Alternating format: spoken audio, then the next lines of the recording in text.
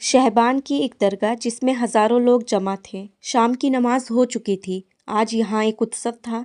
लोग एक खास सूफी नृत्य में शरीक हो रहे थे। संगीत की धुन में सब मग्न थे, इस बात से अनजान कि अगले पल यहाँ क्या होने वाला है।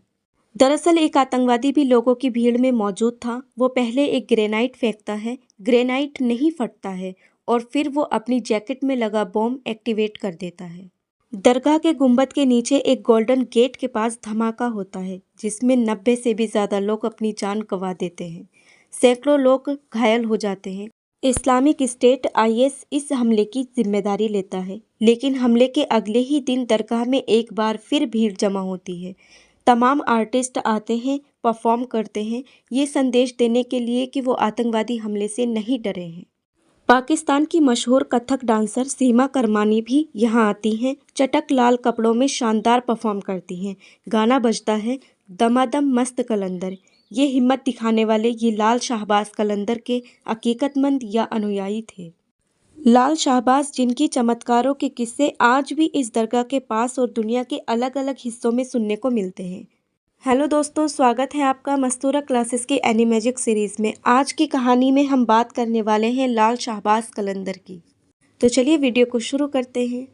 सिंध की जिस दरगाह में ये जानलेवा हमला किया गया, ये दरगाह थी लाल शाहबाज कलंदर की। ये मलंग और कलंदर लोगों की मुख्य दरगाह है जो शाहबाज कलंदर की शिक्षाओं को मानते हैं। शाहबाज सूफी कवि, दार्शनिक और संत थे जिन्हें प्यार को लेकर, कविताओं को लेकर जाना जाता है। इन्हें इनकी चमत्कारी कहानियों के लिए भी जाना जाता है, पहचाना जाता है। चमत्कारों की कहानियों पर चलने से पहले थोड़ा सा लाल शाहबाज कलंदर के बारे में भी जान लेते हैं। उस्मान मारबंडी उर्फ लाल शाहबाज कलंदर का जन्म सन 1177 में हुआ था। माता राजकुमारी थी और पिता ऊंचे घराने से संबंध रखते थे। आज के अफगानिस्तान में मारबंड में जन्मे उस्मान बाद में सिंध में जाकर बस गए, जहां सिंधी लोगों ने उन्हें खास सम्मान और प्यार दिया। मदीना, करबला, सिंध, अजमेर तमाम जगह यात्रा करने के बाद ये सूफी संत शहबान में पहुंचते हैं। ये उसी टाइम की बात है जब मार्को पोलो वेनिस से चीन की यात्रा पर निकला था। इनके शहबान शरीफ आने की एक दिलचस्प कहानी है। कहानी कुछ यूँ कहती है कि लाल शाहबाज जब शहबान शरीफ में आते हैं, चूँकि शहर में पहले से कई सूफी संत मौजूद थे, इसलिए वो इनके आने को लेकर शंका में थे। इन्हें शहर में नहीं आने देना चाहते थे, इसलिए उन्हें ये दूध का एक गिलास भेजते हैं जो कि लबालब भरा हुआ था। लबालब गिलास ये बताने के लिए भी था कि शहर पहले से भरा है और अब दूसरे संत की जगह नहीं है। इस इशारे को समझते हुए लाल शाहबाज एक गुलाब की पंखुड़ी गिलास के ऊपर रखकर वापस गिलास भेज देते हैं, ये बताते हुए कि दूध के गिलास में पंखुड़ी की तरह वे शहर में बस जाएंगे। उनके होने से शहर महक उठेगा, ऐसा संदेश देने का प्रयास। शायद इन्हीं खूबियों की वजह से ये लाइनें लिखी गई होंगी।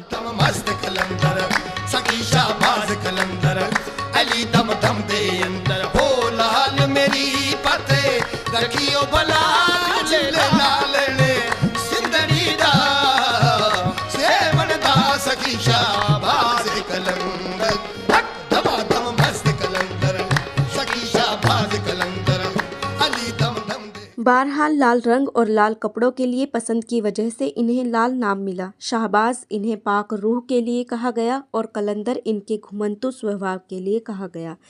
लाल शाहबाज रूमी के समय ही थे। अपनी यात्राओं के दौरान मुल्तान में बाउद्दीन, बाबा फरुद्दीन और सैयद जलालुद्दीन बुखारी से भी मिले, जो कि अलग अलग जगह के संत थे।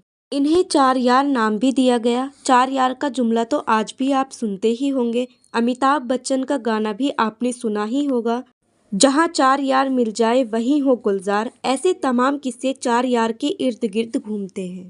खैर, इन्हें झूलेलाल के नाम से भी जाना जाता है। झूलेलाल माने लाल जोड़े वाला वर या दुल्हा। ये नाम देने के पीछे भी कई कहानियां हैं। एक कहानी ये चलती है कि शाहबाज कलंदर के दोस्त ने अपनी बेटी की शादी इनसे कराने का वादा किया था, लेकिन इनके दोस्त की मौत हो गई। फिर इनके दोस्त के बेटे ने अपनी बहन की शादी करने से इनकार कर दिया। इसके बाद इनका नाम झूलेलाल पड़ गया। नाम की कहानी के पीछे एक मान्यता ये भी है कि इनके पास उड़ने की शक्तियाँ थीं और ये लंबी दूरी चुटकियों में तय कर लेते थे। कहानी चलती है कि एक बार बगदाद से शहबान चुटकियों में पहुंच गए थे, इसलिए इनका नाम झूलेलाल पड़ा। नाम से इतर कई कहानियाँ इनके चमत्कारों से भी जुड़ी हुई हैं। अलग अलग मान्यताएं हैं जिनमें से कुछ आपको बताते हैं। शहबाज कलंदर को लेकर एक कहानी चलती है कि एक बार स्थानीय राजा इनके बढ़ते मोह से परेशान था।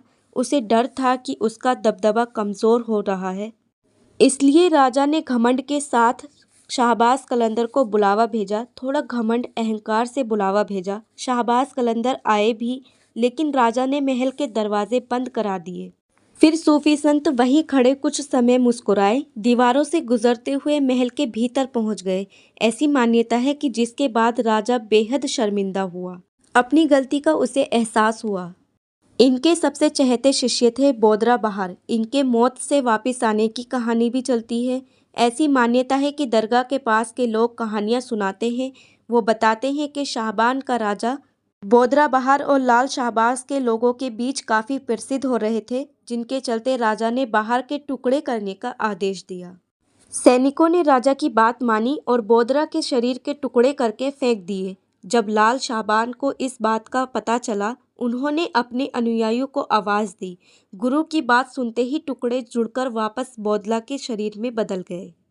ऐसी मान्यता चलती है कि जो अनुयायी इस बात पर भरोसा करते हैं और जब इस चमत्कार के बाद भी राजा को संतों पर यकीन हुआ, तो लाल शाहबाज के कहने पर बोदला ने राजा के किले को उल्टा कर दिया।